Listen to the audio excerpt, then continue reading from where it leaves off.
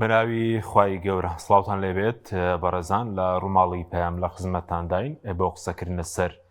دوا پێشاتەکانی بارودۆخی سووریا و کوردانی ڕۆژاوە سەرەوە دەکەین پرسی کورد لەو ناوچێ چی بەسەردێ و ئەو ماوەش کە دیاری کرابوو بۆ ئاگر بەست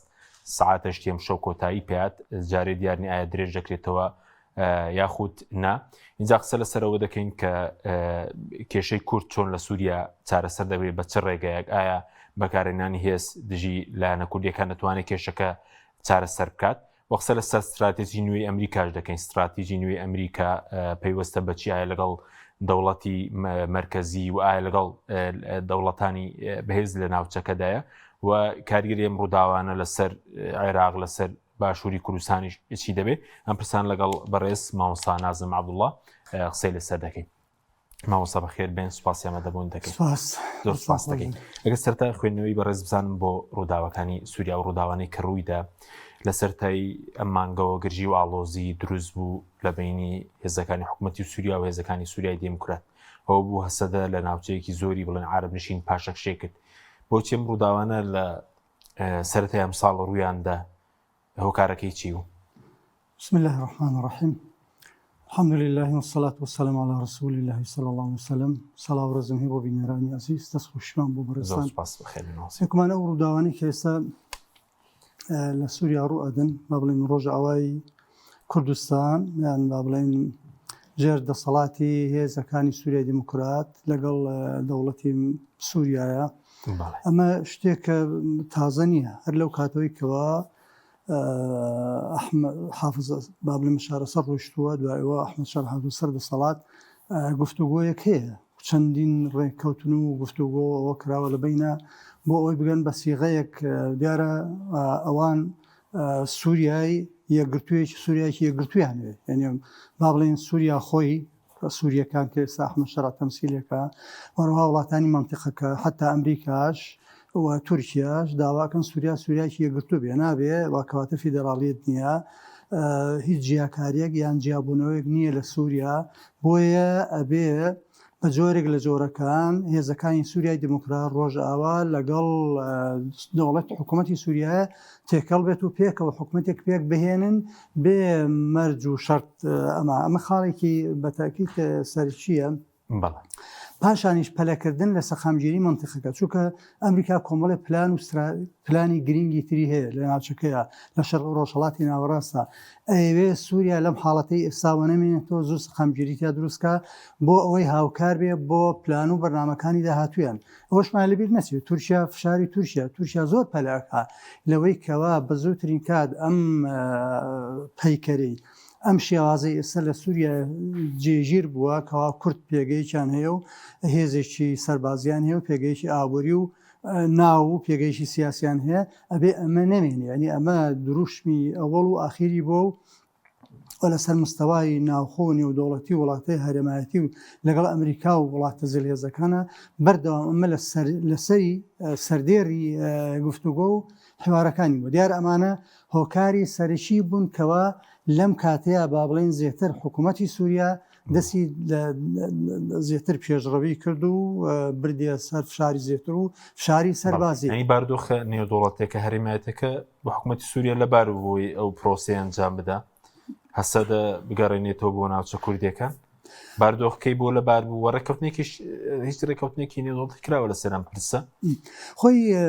حکوومەتی سووریا حکوومەتێکی زۆر کارتۆنی و پێکاتووە یعنی حکوومەتێک نییە دامەزراو بێ کۆمەڵێک خەڵکن کە با بڵێن کە خاون باگراوندێکی ڕابردوون کە هێزەکانی پێیانوترێ ئەو هێزی ئەحمەد شەڕەوان کە بەری تەحریری شام ئەمان بوون لە پێشە لە ئیدلی بوون لەوێ نیمنیزکەی 10 ساڵە نیمچە حکوومەتیشیان دەشکیل کردووە و بەڵام ئیتفاقیان بۆ دیارە لەگە تورکیایە و لەگەڵ وڵتانیشە دوای ئەوەی کە سووریا بەشار ئەساد ڕۆیشت ئەوان هات بە ئامادەکراوی هاتنە ئەوێ واتە هاتنە سووریاوە کەواتە مەسلەی ئەوەی ئامادەیانە سووریا کووە ینی حکوومەتێک نییە بەو معنایی کە خاوەن ژێرخانێک بێ خاوەن هێزیشی سەربازی دامەزراو بێ خاوەن مؤسساتی ئابووری و ینی سەربەزی اقتصادی دیارە نی بە کەڵکی شەڕ و ئەوە نایە مەسەلەن کاتی خۆی لە عێراقا دوای ڕوخانی ڕژێم هیچ شتێک لە ئارادا نەبوو دەستوەردان لە ملاولای تر بەڵام ئەوە بوو کە پێش ئەوەی سەدامیش بڕوخێ هەر لە 1990ەوە مانگی 1990ەوە ئەوە بوو بڕیاری 688 دەرچوو بڕیاری دژەفرین قەراری وەنیەکە دژەفرین لەسەر هەرێمی کوردستان ئەمە دەرچوو ئەمە هاوکاری بوو بۆ عێراق ئەوان بەڵام لە سووریایە هیچ بڕیارێک نییە بڕیاریشی نێودوڵەتی نییە ساوان ئەڵێن کاتی خۆی ئەمریکیەکان ئەماڵن ئەڵێن ئێمە سووریا مەبەستی بڕیارێکی نێودوڵەتی نییە هیچ بڕیاریشی نێودوڵەتی نییە بۆ هەسەدا کەمانەوەی با بڵێن پارێزگاری لە پێگەی کورد کات وەکو قەوارێک وەکو هەرێمێک ببن لەوێ پشتیوانی لێ بکرێت ئەمە ژوای کردووە ئەم حاڵەتی ئێستا هەیەنەوەتە هەسەدە هەیەتی بە شتێکی کاتی تەمەشاکن و ئەمریکیەکان ئەڵێن ئەڵێمە ئیتفاقمان لەگەڵ هەسەدەیە تەکتیکی بووە نەک استراتیژی واتە بای ئەوەی کە شەڕی داعش کرێ ئەوان هاوکارمانە بن لەگەڵمان بن واتە هێزێکن ئێمە دروستمانکردن خۆیان نەبوون ئێمە دروستمانکردن بۆی شەڕی داعشیان پێ بکەین ئێستش داعش نەماوە حکومەتی مەرکەزی بۆمانەکە ئیتر پێویستمان بە هەسەدەنی ئەمە ئەمریکیەکان دیارەوە ئەڵێن ئەمە قسەی ئەوانە بۆیە مەسەلەکەی لەباربوونەکەی بۆ حکوومەتی مەرکەزی سووریا ئەوەیە پشتیوانیشی نێودوڵەتی باشی هەیە تورکیا بە هەموو شوێک پشتیوانیەکە و پشتیوانی نێودوڵەتی هەیە ئەمریکا هەیە ئەو نوێنەری ئەمریکا بەردەوام لە سەرخەتە لەگەڵ سووریەکانیشا و لەگەڵ حتا هەسەدەشە ڕۆڵی وڵاتانی عەرەبی دوای قسە لەسەر استراتیژی نوێی ئەمریکا دەکەین بەس ڕۆڵی وڵاتانی عەرەبی چییە بڵێن سعودیە قەتەر هەم بۆ حکوومەتەکەەوە هەم بۆ لەم بارودۆخەش ینی هەتاوایان کرد سەرۆکی سووریا بچێتە لای ترامپ لە نێورە پێشوازی لێ بکرێت سزاکانی سەر سووری هەڵبگیرێن اینجا ئێستش پشتیوانێکی زۆریان هەیە بۆ ئۆپەراسیۆنانەی کە لە سووریا ئەنجام بدرێت وە دیارە جەنابەت هەر پرسیارەکەی جەناب وەڵامەکەشتە هەموو وڵاتانی عەرەبی مثلەن بەتابەت ئەو وڵاتانی ناوتێنان هەمووی هاوپەیمانی تورکیایە پاشان هی هاوپەیمانی لەژێر استراتیژی ئەمریکای ئەوان کارەکەن پاشان پرۆژەی ئابووری خۆشیانیان هەیە مەسەڵەن ئێستا لە بیرمان نەچێ ئەو ڕێگەی کەوا بەتابەت منتقی دەوروبەری حەسەکە و ئەمانە زیاتر ئەگرێتەوە ئەمان دیارە مەسەلەی غاز و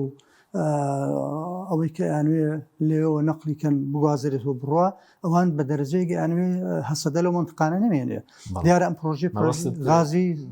پێوەستبوونی وڵاتانی عەرەبی لەگەڵ تورکیا تورکیایە ئەوە خاڵێکە پێویستێکی ئابووریە و لە ڕێگەی سووریاشەوە ئەبێ و ئەو شوێنە هەندێک شوێن لەمانی کە ئێستا هەسەدە چۆڵی کردووە بەڵێ منتقێکی عەرەب نشین بوون بە دەرەجەی یەک عەرەبیشی تیا بوو کوردیش بەڵام کورد دیارە ڕۆژەکەی کەمتر بووە ئەو شوانی کەوان لێ بوون زیاتر عەرەب نشین بوون پیان چۆڵ کردوون بەڵام ئەمانە هەم پرۆژێکی ئابووری خۆیانیان هەیە وەکو قەتەر و هەروە هەم پرۆژێکی سیاسی گەورەشیان هەیە لە بینی تورکیا و سعودیە بە دەرەجەی یەک ئێمە شتێک هەیە ئاماژەی پێ بکەین لێرەدا ئەویش ئەوەیە لە ماوەی 20 ساڵی ڕابردوودا دوای ڕوخانی ڕژێمی عێراق ڕژێمی باس منتیقەکە زێتر ئێران پیا ڕادەگەیشت ئێران سەرپەرشتیەکرد ئەو قیادەیەکە و ئەمریکا بە زۆرێ لە زۆرەکان وەکو شتێکی تەکتیکی هاوکار بووە لەگەڵ ڕێکەوتوو بووە لەگەڵیا مەسەن لە عێراقا با بڵێن چاوپۆشی لێ کردووە لە لوبنانە چاوپۆشی لێ کردووە لە ئێمەنە چاوپۆشی لێ کردووە لە حتا فەڵەستینە چاوپۆشی لێ کردووە لە سووریایە چۆنەکە ئێران دەستکراوە بووە بەڵام ئێستا دوای ئەوەی کە بینی ئێران و ئەمریکا بە تەواوەتی تێک چووە ئێستا ئەمریکا بە دوای بێلی دەدیلی شتراگەڕێ با بڵێن ئەڵتەرناتیفێکی تری دۆزیوەتەوە بە دەرەجەی یەک کە دوو پێگەیان هەبێ ئەویش پێگەی ئابووری و پێگەی عسکەری سووریا هین عفو تورکیا پێگەیەکی سەربازی بەهێزی هەیە بێژگەلەوەی لە ناتۆیە پێەکەیشی بەهێزیشی هەیە خاوەن جێش و هێزێک و ئەوە هەیە لەولاشە سعودی خاوەن پێگەیەکی ئابووری قەتەر پێگەیەکی ئابووری هەیە ئەم وڵاتانە هەتا ئێستا ئەنجومەنێک دروست کراوە تقریبا ئەوترێ بەدیلی ئەنجومەنی ئاسایشە نزیکی 12 دەوڵەتە غەزە بەست ئەنجومەنی سەلام ئەنجومەنی ئاشتی بەڵێ ئەوەی ئەنجومەنی ئاشتی دروستیان کرد نزیکی 12 دەوڵەتە ئەم ئەنجومەنە لە شێ پێکاتوە زیاتر لە وڵاتانی عەرەبی ئەوانەی کە پێگەی عسکەر سەربازیان بەهێزە و پێکەی ئابووریان بەهێزە بۆیە ئەوان لەگەڵ ئەمریکا ئەمە استراتیژیشیان هەیە و لە منتەقەکەیە و دیارە ئەوەی بەعام کۆی دەوڵاتانیش لەمەیە هاوکاری ئەمریکان باشە بەس ئەی ماوسا ئێستا چی وای کرد تا ڕادێک پێشتر گرژی و ئاڵۆزی زۆر هەبوو لە بینی ئیسرائیل و تورکیا لە سووریا ئێستا چی وای کرد و تۆزێک بارگریژەکانیان کەم بۆتەوە چکە پێشتر زۆر ناکۆک بوون لەبارەی دۆخی سووریاوە. هیچ ڕێکەوتنێک کراوە لە بینی مەسەڵ تورکیا و ئیسرائیل پێکدادان هەبوو لە سەرەتایی بڵێن حکوومەتی نوێی سووریە. ئیسرائیل دیارە گرنگی ئەوێ زمانی ئەوێ لەبەرەوە بوونی تورکیا لە منطقەیە بۆ ئیسرائیل ئەوان مەترسی زۆر زانین لەسەر خۆیان حتا سعودیەکانیش پێش 2 مانگ پێویستە بە مەترسیان زانی تورکیان مەترسی دەزانی سعودیەکان تورکیان بە مەترسی زانی ئیسرائیل بە مەترسی زانی ئیمارات بە مەترسی زانی ولا یزال ئێستاش ئیمارات تەنیا ئەوەی هاوپەیمان بوو لێرە علاقەیەکی باشیانە بۆ قەتەر و تورکیا بووە لەگەڵ ئەمریکا بەڵام ئێستاکە دیارە تەفاهمێک یان ڕێکەوتنێک لە بینی ئیسرائیلیەکان و لەگەڵ تورکیایە تەفاهمیشی باشەیە حتا بۆ باڵیم نیشانەی نیەتپاکی ئەوەیە سووریا لەوانەیە زۆر مبادری باشی کردووە بەرەو پێش ڕۆشتووە لەسەر جێبەجێکردنی داواکانی ئیسرائیل داواکاریەکانی ئیسرائیل لەو سنوورەیە بۆ هەیە بگەن بە ئیتفاقیش یعنی ئیتفاق پێکەوە ئەحمەد شەرع لەگەڵ ئیسرائیلەکانە ئیتفاقیش ئیمزا بکە ڕێکەوتن بکە بۆیە ئیسرائیل کێشەی نییە ئیبراهیمی بچێتە چوارچێوەیەوە ئەوە بەشێکەوە با بڵێن سووریاش ئەچێتە چوارچێوەی ڕێکەوتنی ئیبراهیمیەوە کە پارێزگاریکردنی بە دەرەجەیەک لە ڕووی ئابوووریەوە و لە ڕووی عسکەریەوە و لە ڕووی ئەمن و ئاسایشەوە لە سنووری ئیسرائیل ئەوەی کە هاو سنوورن ئەو وەکو ئیسرائیلێک سووریا ئەبێ پارێزگاری لێ بکە لەبەرەوەی هیچ کێشەیەک نییە پێخۆشحاڵیشە زۆر بۆیە ئەبینی ئەمریکیەکان زۆر بەشان و باڵی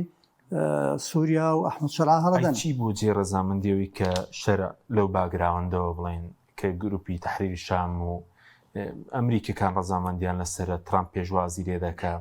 ئێستا ڕادەیەک ئیسرائیل بڵێن جۆرێک لێ تێگەشتیان هەیە قەتەر پشتیوانی دەکات سعودیە تورکیا هەتا وڵاتانی ئەوروپاش بڵێن سزاکانی لەسەرلا بێت چی وایە کرد بێت جێ ڕەزامەندی هەمووان لەم بارودۆخە. دوو خاڵ هەیە زۆر گرنگە ئێمە هەڵوێسەی لەسەرکەین ئەم خەڵکی کە مەترسی هەیە ئەحمەد شەرع پێشی پێشتر خاوت باگراوندێک و خاون هینێکی ئیسلامی با بڵین توند بووە کە خۆی لە دژە ئەمریکا و دژە ئیسرائیل و دژ بە مەساڵحی حیوان دابینیوەوە بەڵام لاکایکە لە ماوەی 2 ساڵا گۆڕا ئەمە مەسەلەکە تورکیا لەمایە دەوری باشی هەیە تورکیا چوارچێوەکەی ئەو دای ڕشتووە دیارە ئەحمەد شەرعیش بەمە قەنە مقتەنیعە و باوەڕی بەمە هەیە و کەسێکە تەفاهمی سیاسیەکە تی ئەگا لە وەزاکە کە قاعدەیەک هەیە ئەڵێ ما لا يترك كله ما لا يدرك كله لا يترك جله شتێک هەمووی منەکرد ناکری هیچ چی نەکەم ئەم قەناعەتی وایە وەکو خۆیان ئەمەی کە ئێستا هەیە ئەم ئێمە قەناعەتمان وایە ئیسلامی بەعام مادام لە هەر شوێنێکا بوو ئەبێ ئەمە وا حاڵی بووین زۆرێکمان ئیسلامێکی عالەمیە ئەبێ لە هەر شوێنێکا موسڵمان بوو بەدەمێەوە بچێ حرەکات ئیسلامی بەدەم نەخێر ئەمە ئەوە نەما ئەو گۆڕا لە تێگەیشتن یان با بڵێن لە خەریتەی ئێستای ئیتیجاهی ئەهلی سوننەیە کە با بڵێن ئیسلامیەکانی ئەهلی سوننیا بەشێکی ئەوەی کە ئەمریکا تەعامل لەگەڵ ئەمریکایەکەن و تورکیاش خۆی زیاد لە 20 ساڵە دروشمیشی دینداری بڵێ من ئەڵێ من حیزبێکی ئیسلامی نیم حرەکەی حیزبێکی ئیسلامی نیم بەڵام خاون باگراوندێکی ئیسلامیم و لە هەمان کاتە خۆی دادوگاشە پێدان خزمەت بە وڵاتی خۆیەکە لە هەمان کاتچە مسلمانانی تورکیاش وەکو تورک ئیسفادەیان لێ کردووە ئەیانەوێت سووریاش دۆکو دەوڵەتی سووریا بۆ خۆیان باگراوندەکە ئیسلامی بە زۆر شێشە نییە بەڵام بۆ لە سووریا بێ بۆ سووریا بێ بۆ بەرژەوەندی سووریا بێ دەست نەخاتە هیچ شوێنێکەوە وڵاتانی ترەوە با لە 150 پێچەوانی عقیدە و بێباوەڕ و پارێزگای لە بەرژەوەندیەکانی بڵێن ئەمریکاوە نەشبکە وایە بەتاکید ئەمە چوارچێوەی کە تورکی ئەمەی کە هەیە تورکیا لە چوارچێوەی استراتیژی ئەمریکانیە ئەمە ئیتفاقێکە تورکیا لەگەڵ ئەمریکایە ئەیانوێ خەریتەی ناوچەکە دابڕێژنەوە خەریتەی ڕۆژهەڵاتی ناوەڕاست دابڕێژنەوە چونکە ڕۆژهەڵاتی ناوەڕاست ئەم منتیقی کە ئێمە هەیە پێڵێن ڕۆژهەڵاتی ناوەڕاست جیهانی عەرەبی و بەشێک لە جیهانی ئیسلامی هەیە لە دەژێر دەستی هەر کەسێکا بوو هەموو دنیا لەژێر دەسایە بە دەرەجای مێژوو تەمەشاکە بە درێژای مێژوو لە پێش ئەسکەندەری مەقدونیشەوە تەماشاکە هەر کەسێ هێز و دەسەڵاتی بوو بێ هاتووە غەزوی ڕۆژهەڵاتی ناوڕاستی کردووە هەر لە هۆلاک و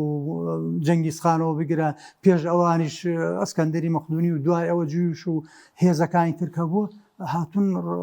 ڕەش و ڕۆژهەڵاتی ناوڕاست شوێنیشی استراتیژی عالەمیە بۆ جیهان ئێستا ئەمریکا ئەبێ یەکلای کاتەوە بۆ خۆی هێشتا ماوێتی هێشتا هەنیشتی تریماوە یەکلای کاتەوە مەسەلەن چوارچێوەکەی ئیسرائیل دەوروبەرەکەی ئیسرائیل ناویناوە ئیتفاقی ئیبراهیمی یان هەر ناویشتری سەبارەت بە استراتیژی نوێی ئەمریکا دیارە لە ناوچەکە چییە و ئایا لەگەڵ دەوڵەتی بۆ لەگەڵ دەوڵەتی مرکزیدا ئایا لەسەر حسابی کورد بێ کەمایەتەکانی دیکە بێسە بڵێن شێوازی استراتیژی ئەمنی قۆمیشیان گۆڕاوە لە سووریا لە ناوچەکە بەگشتی قەسەد ئەمریکایە بەڵێ ئەمریکا تاوەکو 1990 پشتیوانی دەوڵەتی مرکزی بوو بۆ بە مقابلی بە بەرامبەر با بڵێن ئایدۆلۆژیای ئێتیشی سۆڤێتەوە یشێتی سۆڤێتە بووە ئێتیجاهێکی با بڵێن چەپی سۆشیالیستی بوو و ئەمریکا ئەو کاتەوە بووە پارێزگاری بە دەوڵەتەکان کردووە دەوڵەتە گەورەکانی هێشتەوە بەتابەت لە ڕۆژهەڵاتی ناوەڕاستە بە مقابلی جموجول و غەزوی یەکێتی سۆڤێتەوە بەڵام دوای ئەوە واتە سیستەمی تازەی جیهانی ئەمەی ئەمریکا گۆڕاوەکو هەندێک لە بیرمەندە گەورەکان ژێشی وەکو مەسەڵەن عەبدولوهاب مەسیری ئەڵێ گۆڕاوە ئێستا ئەمەی کە لە سووریا و شوێنانە گونجێ ئەمریکا استراتیژی ئەو نییە ئیلا ئەبێ دەوڵەتێکی سووریا یەگرتوو بێ چونکە کورد لە سووریا هەیە لە تورکیا هەیە لە ئێرانیش هەیە لە عێراق هەیە خۆ عێراق ئەی بۆ عێراق بوو بە سێ بەشەوە هەر ئەمریکانی کرد ئەی بۆ وڵاتانی ئەفریقیا بڕ لە چەند شوێنە ینی باڵن فیدراالی و کۆنفیدراال و وڵاتی نێودوڵە سەربەخۆی لێ دروستکراوە لە ماوەی ئەم 20 ساڵی ڕابردووە هەر ئەمریکا ئیشتراف و سەرپەرشتی کردووە بەڵام ئەمەی سووریا زێتر باڵادەستی تورکیا زاڵە بەسەریا و کۆمەڵێک بەڵام خۆم مامۆستا تۆمبارەکە ژووتی ناناوەندی و لا مەرکەزیەت بە کەڵکی سووریا و عێراق نایە قسەی خۆیان بوو ینی جۆرێکە لەوەی کە پێیان وایە ئەگەر سەقامگیری هەبێ بە حکوومەتێکی مرکزیە بێ بە قسەی خۆیان ئەگەر قاعیدەیەکێ لە هینێک لە دەربارەی پێغەمبەر فەرمێ سەڵ سەلەم وای لێدە لە ڕۆژی دوایە یوسبح المؤمنین ويمسي كافرا ینی بەیانی مسلمانە ئێوارە کافرە بێ تەشبیه نەبێ تەسریحاتی ئیداری ترامپ بەیانی تەسریحێکی هەیە ئێوارە تەسریحێکی هەیە ئەمانێت پێوترە قۆناغێکی تەکتێکی استراتیژ نییە بۆیە بە قەناعەتی من احتیمال ئەمەی تر بابێکی شرۆفەکاری و شیتەڵکاری و هەرکەس ڕێی خۆی هەیە و بۆی هەیە هەر ڕێیەکە کە ئازادە من قەناعەتم وایە ئەمە شتێکی قۆناغبەندیە چونکە گۆڕانکاری گەورە لە منتیقەیە ئەکرێ بەتایبەت سووریا بە ئەبێ وڵاتێکی یەکگرتوو بێ لەگەڵ شارەبیرمان نەچێت لە سووریایە وەکو عێراق نییە جیاوازە ینی هەر وڵاتێک تایبەتمەندێتی خۆی هەیە سووریا ینی خۆشیان ئێڵێنی مەجانابینەوە لە سووریا داوای جیابوونەوەمان نەکردووە بەڵام داوای چیەکەن ئیدارەیەشی سەربەخۆیان هەبێت ئیداری سەربەخۆ مەسەل ئەو هێزەی هەیەیانە لە شوێنێکا لەژێر ئیشراف و چاودێری دەوڵەتی سووریا بێت ئابووری ئەوێ لەژێر دەسەڵاتی سووریا بێ بەڵامان مستەفید بن لێ پاشان علاقاتیان لە ڕێی دەوڵەتی سووریا ینی حتا داوای فدراڵێتیش ناکەن کوردەکانی ڕۆژئاوا داوای فیدراڵاتیش ناکەن داوایەکەن جۆرێک حکمی ذاتی خۆسەری با بڵێن ئازادیەکە بێ بۆ خۆیان منتەقەکانی خۆیان بەرن بەڕێوە کە ئەمە زۆر شتێکی زۆر تەبیعیە پێوتێک کەمترین داواکاری لە سیستەمی سیاسی ئیمڕۆی جیهانە کەمترین داواکاریە بۆچیش ئەمریکا پشتیوانی لەمە ناکەن دیارە هەر سەرەتاوە ئەمریکا و تورکیا حەلیفێکی استراتیژی گرنگن کە تورکیا لە حلفی ناتۆیە ئەمریکا بە هیچ شێوەیەک با بڵێن پشتگوێی ناخا داواکارەکانی لەبەرەوە ئەمریکا لە سووریایە بڕاحەتی تورکیای کردووە چونکە لەوێ کوردی لێیە کوردی سووریاش لکاوە بە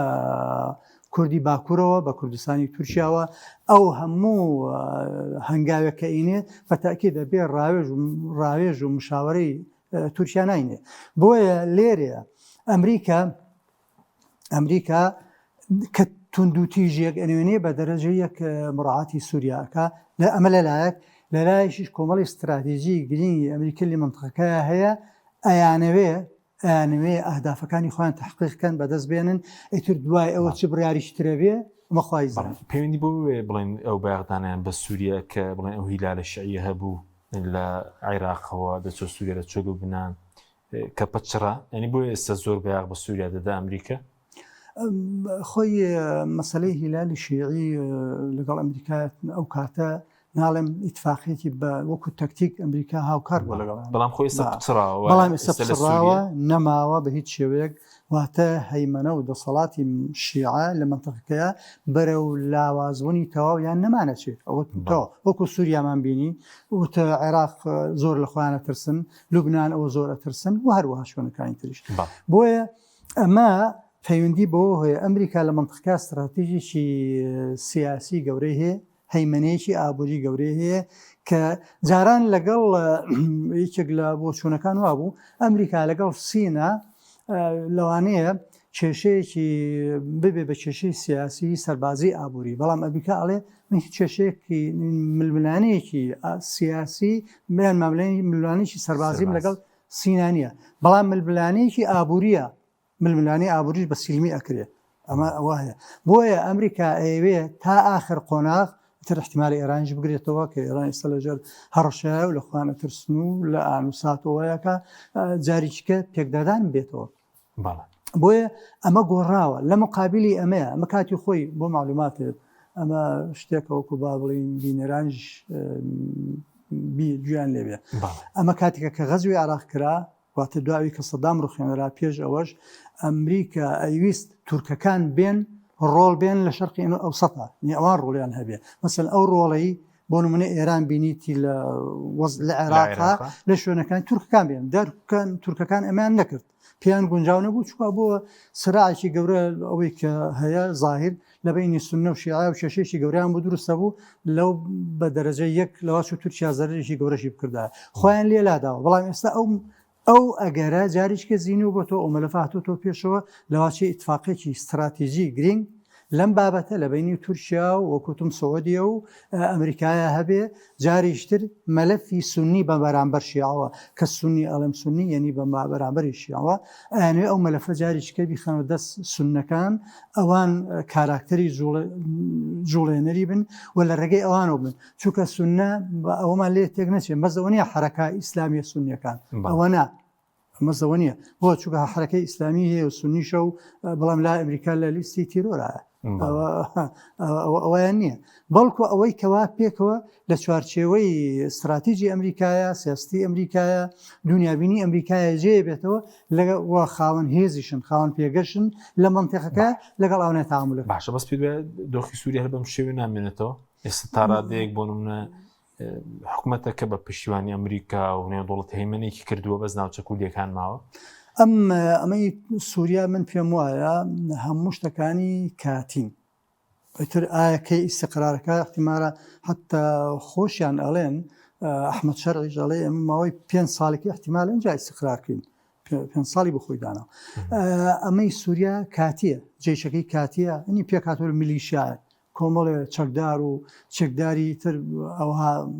پێکاتوە لەوە ئینی شتێکی نێزامی نیە وەکو دەوڵەت نی بنەمای دەوڵەتی تا ئێستا لە سووریایە نییە لە ڕووی سیاسیەوە لە ڕووی سەربازیەوە لە ڕووی ئابوووریەوە و لە ڕووی کۆمەڵاتیشەوە سەکەبین لە ڕووی ئابووریش ئێستا سووریا وەزعی اقتصادی چییە؟ وەزعی اقتصادی سووریا ینی ئەوە باش نییە کە لە هەموو هینە ڕزگاری بێ بەڵێ ئەمریکا بەڕسمی گەماڕووی لەسەر لاداوە بەڵام وەزەکەی باش نییە بۆیە ئەم حاڵەتە ینی بۆ جۆرێک لە دڵڕاوشەی پێوە دیارە وەزی سووریا ئیتر ئایا تا چەندێکی کە بەردەوامە بێ مەسەلەکەی هەبژاردنێکە کرێ کەی دەستورە بێ چکە دەستور دەستورێک نییە بە لە وڵاتەیە ئەبێ ئیتر لەمای 4 ساڵێکە 5 ساڵێکە دەستوردانین ئەبێ مەفروض بوو ئێستا دیمەشق دەستی کردایە بە گفتوگۆ لە بینی پێکهاتەکانی سووریایە بۆ پێکەنانی دەستور کوردیش و دروزیش و پێکاتەکە عەلەوی و پێکاتەکانی ترش چۆن دەستورێک بنووسینەوە بە دەستوری سووریا چۆن بێ لە داهاتووە پێکاتی سووریا چۆن بێ ئابووری سووریا چۆن بێ علاقاتی سووریا چۆن بێ وانە دەوڵەتی سووریا چۆن بێ ئایا جمهوریە دیموکراسیە ئیشتراکیە ئیسلامیە چییە چ ناوێکی هەیە چی لێکەین یعنی تا ئێستا ئەم هەموو پرسیارە هەیە لەسەر دەوڵەتی سووریا هیچ هەمووی بێوەڵامە هیچ وەڵامێکی نییە بۆیە ئەمە پێوتری حاڵەتێکی کاتی تاوەکو دوای وەزعی دەستور هەنجا وەزعی سووریا یەکلا ئەبێتەوە ئەمە بۆ خۆی ئەمە بەشێشی لەگەڵ هەسە دەشا من خەناتم بین سەر کوردیان ئێستا کورد ئێستا هاتوتەوە ناوچەکانی خۆی پێشتر لە ناوچە عەرەبەکان بوو پاشە کشەی پێکرا ئێستا بەس ناوچە کوردیەکان ماوەتەوە بڵێن تا ئێستا هیچ ناوچێکی کوردی داگیر نەکراوە دیارە کورد بەسەرەن هەسەدە کورد ئیدارەکەی چی لێ بەسەر دێ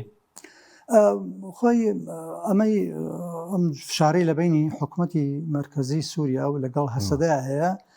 جۆرێکە لە دەستشکانەوە بۆ تەنازولی زیاتر حکوومەتی سووریا ئەوێت تەنازولی زیاتر بە هەسەدە بکە تا ئاخر قۆناغ هەسەدەش ئەوێ خەندی خاڵی گرنگ و گەورە بەدەست بێنێ لە ڕێککەوتنی داهاتووی لە سووریایە چۆکو لە دەستورا تەسبیت بکرێت دوایی چکە ئێستا هەسەدە لەسەر هەشتێک ئیتفاقی کرد لە دەستوری داهاتی سووریا ئەو تەسبیت و جێگیر دەبێت چکە بێ دەستور تەواو کۆتایی دێ لەبەرەوە هەسەدە ئەبێ داکۆشی لەوە ئەکا داکۆشی لەوەی پێگەی خۆکە لە داهاتووە بۆی هەیە ئەمانەشی دەسانەمێنێ هەسەدە بۆی هەیە ئەلێرەیە حکوومەتی سووریا لە قۆنێغێکا بوەستێ بۆ چونکە مەسەلەی توندوتیژی قەت ئاشتی دروست ناکە مەخەسمە لەوەکو دەوڵەت توندوتیژی ئەمریکا جیایە ئەمریکا ئەڵێ هێز بە هێز ئاشتی دروستەکەن نیە بەڵام ئایا لە سووریا بەهێش لە عێراق ئەمە 100 ساڵی ڕێکە کورد لە 1920ەوە کە ئیتفاقی سیڤەر و دوایەوە لۆزان و لە 23 ئەمانەیە هاتووە ئەوە 100 ساڵ زێترە کورد ئەلم دەربەدەری و شۆڕش و خەبات و چەوسانەوەیە لە هەر چوار پارچەی کوردستانە ئایا ئەمە هەتاکەی بەردەوام بێ ئەمە لەگەڵ سیاسیتی دەولیان ناگونجێ لەگە استراتیژی ئەمریکان ناگونجێ لەگەڵ منتەقەکەشان ناگونجێ چکە منتەقە پێویستی بە ئارامی هەیە تورکیا مەسەن لە کاتکە ئێستا ئێران لە هەڕەشێکی گەورەی لەسرە ئێران لە خۆی ترسێ ئایا فەرزەن ئێران ئەمێدمان وایە کە وەزعەکەی بە ئاشتی و کۆتایی بۆ خۆیان ڕێکوتن پێ و هیچ کێشێک بۆ گەلی ئێران دروست بەڵام سبینە ئەگە ئێران کەوتە وەزعەکە و لێدان و حاڵەتێک دروست بوو ئێران چی بەسەر بێ دوای ئەوە تورکیا هەروە بەتەنیا ئەمین تۆ لە منتەقەکە بەم شێوەیە ئایا چی بەسەر دێ ئەمە پرسیارە لەسەر وڵاتانی منتەقەکە چێژ زێتر ئەم دۆسیانە ئەجۆڵێنێ گەلانی ناوچەکە چکە شۆڕش کە بەردەوام بوو جارێک و دوو دە و سەد نەتیجەی شێ بێ ئێستا چاوەڕێ بکەین بۆ کوردانی سووریەوە پێویستە بڵێن حکوومەتی سووریەش چۆن ماوەڵایان لەگەڵدا بکات وە چۆن لە کێشەی کوردیش بین لە سووریا ینی یەکسانێکین بە پارتێک یاخود جیا بکرێتەوە لە مەسەلەی حیزب کێشەی کورد لە سووریا وڵا لە مەگەر لەم پرسیارێنەوە دەست پێ بکەم مەگەر دواییەوەی ترم لەبین چۆمەگە بێبین بخەیتەوە مەسەلەی پارت و شعب میلەت دووشتی زۆر زۆر لێکجیان مەسەلە ئێمە وەکو کوردستانی باشوور نێوە 100 ساڵە خەبات و تێکۆشان و چەندین حیزب هاتووە ڕۆیشتووە ئەو پارتانەی ئەو لایەنانەی کە لە سەردوای ڕوخانی خلافی عوسمانی داکۆچیان لەگەلی کورد کردووە هەمووی ئیتیجە خاوەن باگراون ئیسلامی بۆ دینی بوون هەر لە تورکیاوە شێخ سەعید هەر لە ڕۆژهەڵاتەوە قازی محەممەد هەر لە کوردستانی باشووری خۆمانەوە تاوەکو ملام سفای بارزانی و هەروەها ئەوە لە سووریاش بەڵێ ئەو لەوەیە زیاتر شۆڕش و ئەویان نەکردو و هینیان نەبووە بە حکمی ئەوەی کە خەڵکەکەی زۆر ژێر دەستە بووە ومە میلەتێکە چەساوەتەوە میلەتێکە چەساوەتەوە ئەم میلەتە پێویستی بەوە هەیە ئەبێ پشوبە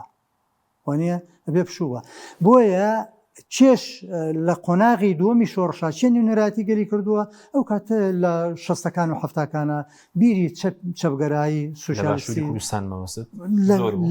لە جیهانە بیری چەپگەرایی زاڵ بووە لە عالەمی عەرەبیشا ئێمە ژۆک و بەشێک لەو خەڵکە بیری چەپگەرایی خۆی دزە کردوتە ناو خەڵکی عەلا حینی غەفلەتی من ئەهلیها لە کاتێکەوە ئیتیجای ئیسلامی کە قیاداتی ئیسلامی شخصیاتی ئیسلامی بێ ئاگا بووە بێگومان ئەوانەی هاتوون تەمەیدان و کوردایەتیان کردووە بوون بە خاوەن باگراوندیشی چەپگەرایی ئەوان ئێستا هەن بەڵام ئەمە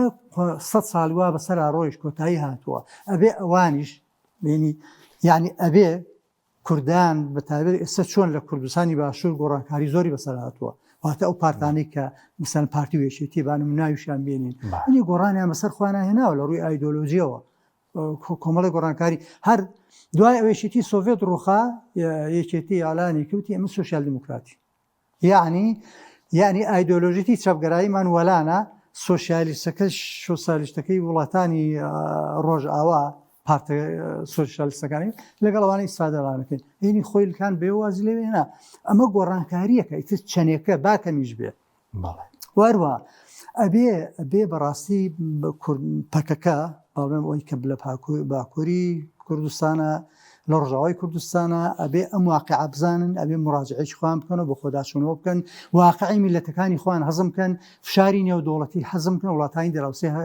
هەزمی بکەن ئەمە بەم شێوەیە نابێتەوە زۆر بەنامۆی و میسالی تەعامل لەگەڵ واقعەکە بکەیت بۆیە ئەبێ ئەوانش مراجعە بکەنەوە و ئەبێ حکومەتی سووریاش بەڕاستی زۆر مامەڵەی چۆنە لەگەڵ کورد لەم خۆنە ئەم معاملەی تا ئێستا باش بوو بەڵام بەڕاستی دوای ئەم هێرشە سەربازیانی هەیە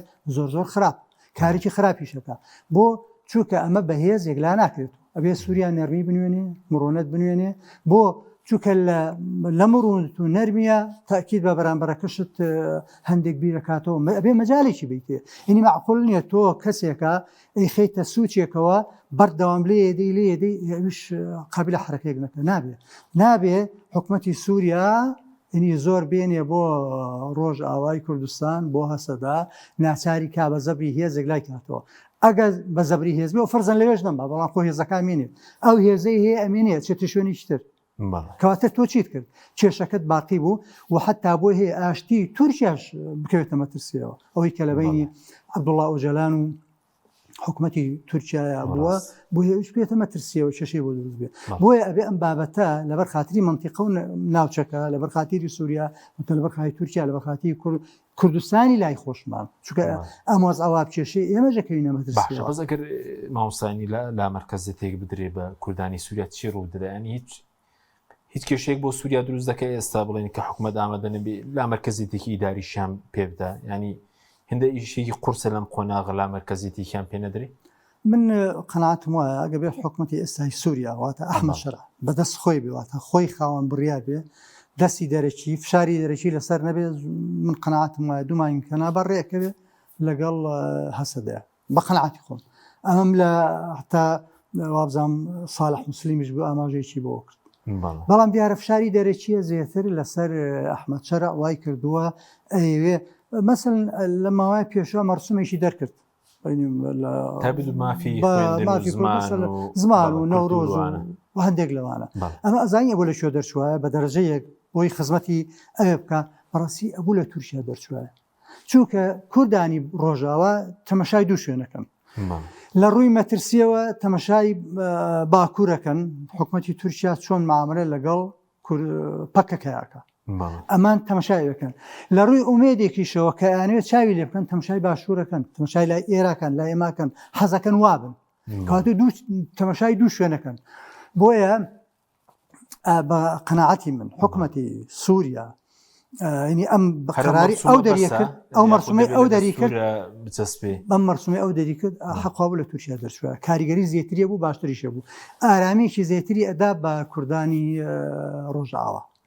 بۆیە کوردانی ڕۆژاوە زانی پێویستیان بچی هەیە پێویستیان بە دڵنیایی هەیە پێویستیان بە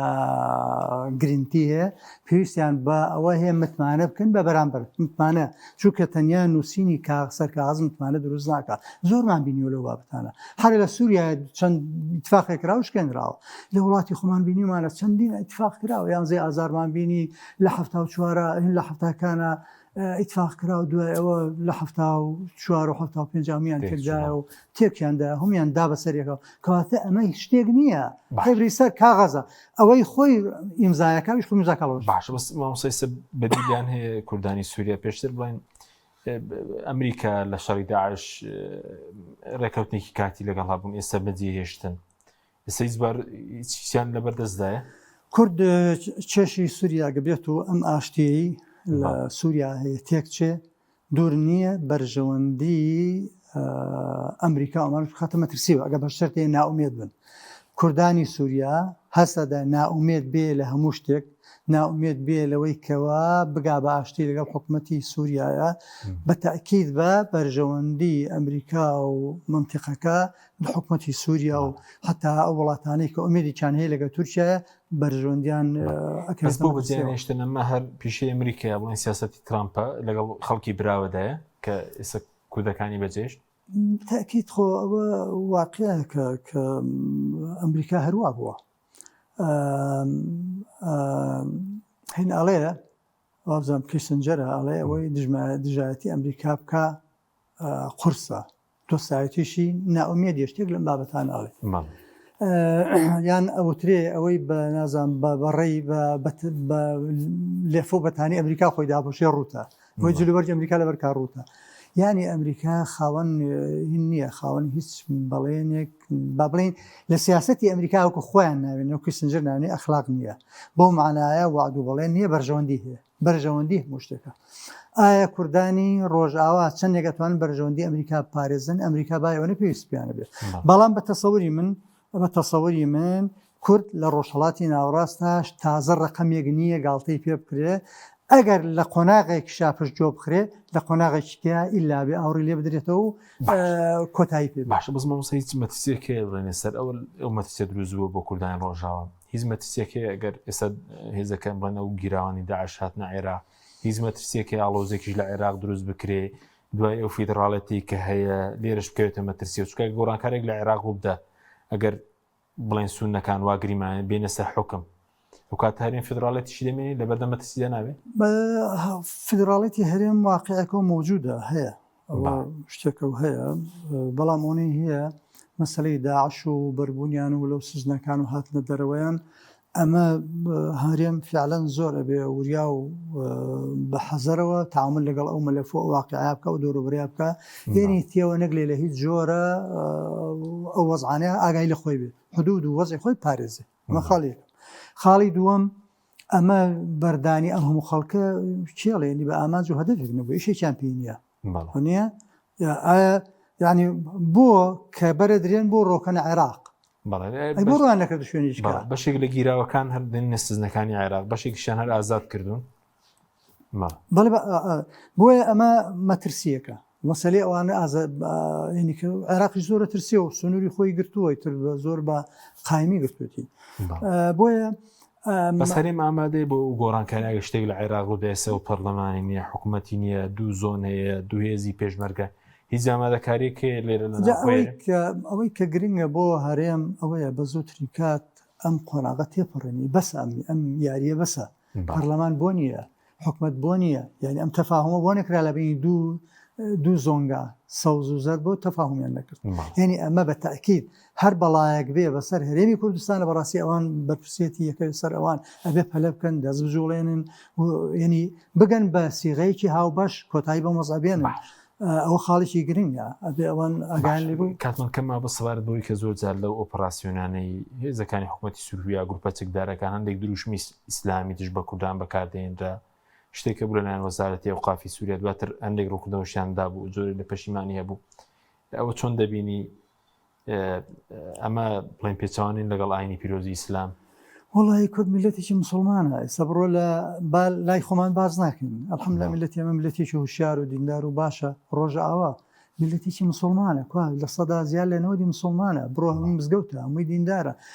چەندها بڕۆ لە مێژیان خوێنەوە چەندها زانا و عالمی بەرزیان تیاڵکردووە پڕ لە مەدارسی شەرعی ڕۆژگارێک بووە جێیشی سەلاحەدین لە کوردانی ڕۆژئاوا بۆ لە منتیقی هەکار و ئانوو هاتووە جێشی سەلاحەدینی پێکهێناوە عەجەبەن ئەمڕۆ خەڵکێکی دیندار بڕیشەوە بەسەر کوردانی ڕۆژاوای ئەڵڵاهو ئەکبەر کەنی ئەمە ئەو پڕی بەڕاستی تێنەگەیشتنە ناحاڵی بوونە میلەتێکی مسلمانە عینی ئەو مێتە پێشاو کاتی خۆی سەدام ئەنفال و هەنێ شتێ سازان مەسەلەن ئەو جیشانەی ئینار بۆ هەرێمی کوردستان بەناوی سەحابە و بەناوی خالیدی کوڕی وەلید و بەناوی تاریخ بەناوی شێوچێ و ئینار بەڕاستی ئەمە گۆمێت پێشاو لەبەرەوە زۆڵمێکە یەکەم لە ئیسلامیەکەن چونکە ئێمە ئەبێ من قەناعەتم وایە ئەوانەی کە دیاردەیەکی ئیسلامیان پێوەیە بەڕاستی بێت تەمسیلێکی جوانکەن ئەگەرنا دیاردەکە لە خۆیان کەنەوە زۆر باشترە خێری زیاتریشانەکە سووریا مادەم دیاردەیەکی ئیسلامی پێوەیە خۆی بە وەکو نوێنەرێکی ئیسلامیکی ڕەسەن خۆی پیشانەدا بەڕاستی بێت تەعاملیشی جوانی هەبێ لەگەڵ کوردانی ڕۆژاوایە هەڵسوکۆتی تەعاملی مەسەلەی سوکاتیکردن بە ئەوەی کە ئەکوژرێ بە دیل بە ئەسیر ینی بە خەڵکیوێ برسیکردنی خەڵکیوێ بەڕاستی ئەمە دیمەنیشی ناشرین پیشاندا بۆ ئیسلام لە پێشاوی ئەو خەڵکە خۆت ناشرین کرد ئیسلام بۆ ناشرینەکەی لە باتەوەی کە ئێمە ئەبێ هەمومان کریستۆشانمان ئیسلام جوانکەین لەبەرەوەی کە حکومەتی سووریایی کە بەڕاستی شتێکە بەو شێوەیە زۆر ناڕێکە ئەکرێ وخۆی تعالی فەرمووی ئین طائفتانی من المؤمنین اقتتلوا فاصلحوا بينهما ملەتی کورد هەمووی هەسەدە نییە کاکەوە هەسەدە لە سا 5 بوو کاکە لە سا 10 بوو باشە وەکو ئایدۆلۆژیە ئێمە ڕۆژانێک بۆ لە هەفتاکانە شۆڕشی کورد هەموو مەلای کورد لە شۆڕشی کووردا بووە خۆمانە هیچ ئایدۆلۆژیەتی چی نەبوو شۆڕشی کورد ئەوێ بەڕێ ئایدۆلۆژیەتی شەبێ طبقەیەک چینێکە وا لە سادەی خاوەن ئایدۆلۆژیت یا سەدەیە ئەی لە سەدانەوە دەکەیتری خەڵکی مسلمان و دیندار و بەڵام حەزی لە داوای ئازادێکە ئەوێ بە ئازادی بژی ئەوێ ئیمام عومەر خوا لێ ڕازی بە قسەیەکی زۆر جوانی هەیە بە والیەکانی لە کەنزول عومالا بینومە ئەڵێ ئەفەرمێ بە والیەکانی وەسیەتی بۆ کردن ئەی فەرموو ڕعیەت ئەوانەی ژێردەستانان فەلا تەظلیموهم فتەکفروهم زوڵمیان لێ مەکەن چونکە زوڵمیان لێ بکەن ئەوە کافریانەکەن بێدینیانەکەن نەتیجەی زوڵم ئەنجامی زوڵم چییە کوفرە باشە ئەگەر زوڵم نەبووە لەسەر میلەتی کورد حەقی چی بە سەر چەبگەرایەوە حەقی چی بوو لەسەر ئەمە ئەشکال ئەفکاری غەریب و عەجیب پێویستی پێی نەبوو بەڵام کابە ئەڵێ ئەلغەریق و خەسێکەکە ئەڵێ کە ئینسان نێزگ بێ لە خنکان دەست بۆ چەڵەپۆشێکی شەبا ئەوەیە باشە با دو پرسیار مەسە ئیسلامیەکانیش لێکن لە کوردستان ئێستا کۆمەڵ دادگەری کۆبوونەوەیەکی بوو حیزبەکان و ئێستا دەستگای خێرخوازی بەخشین کەمپینێکی ڕاگەیاندووە ئەرکیانێکی ئیسلامیەکانی کوردستان بۆ کوردانی ڕۆژاو بۆ خەڵکی ڕۆژاوی کوردستان دۆخەدا ئەم یەکگرتو و یەکدەنگی دروست بووە لە بینی کوردانە بەعام لە ڕۆژهەڵات و باکوور و باشوور و ڕۆژاوا شتێکی زۆر باشە ئەمە میلەتی خۆمانە میلەتێکی مسلمانە کە خەڵک نەبوو من چاوەڕێ بکەم مەسەلەن برایشی عەرەب لە مەغریبەوە بێ هاوکاری کوردانی ڕۆژاوا بکەی خۆت بۆ نایکە لێرە ئەمە ئەرکی سەرشانمانە ئەرکی برایەتیە هاوزمانین برای دینین برای مسلمانمانە ئێمە ئەبێ هینی ئومێدێکیان بینێ کەس بینێ تۆ داوە و بانگەوازیەکەی کە چاکەل لەگەڵا کرد خزمەتێت کرد تاکید بە قسەکەش لێوەرەگری بۆی ئەرکی سەرشانمانە هەموو لایەکمان بەتابێت بلایەنە ئیسلامیەکان بزافە ئیسلامیەکان کەساتی ئیسلامیەکان ڕێکخراوە ئیسلامیەکان بەخشینی شتێکی باشی کرد و زۆر دەستخۆشی لەکەم و ڕێکخراوەکانی تریش بە زووترین کا بەدەمیانەوە بچن مەسەلەی کێشەی نەبوونی و فەقیری و لەم سەرما و لەم وەزعەیە لەم بێجێگەیە بەدەمیانەوە بچن کێشیان بۆ چارەسەرکەن هانایەک بن بۆیان بەڕاستی ئەرکێکی گەورەی و پێویستێکی کاتیە ئەم کاتێ یانی سوپاس دەکەین بە ڕێزماوە سەنازم عەبدوڵڵا مادومان کردی سوپاسیان بەدە زۆر سوپاس بۆ بینەرانی بەڕای سوپاس بۆ هاوکارانم خواتان لەگەڵ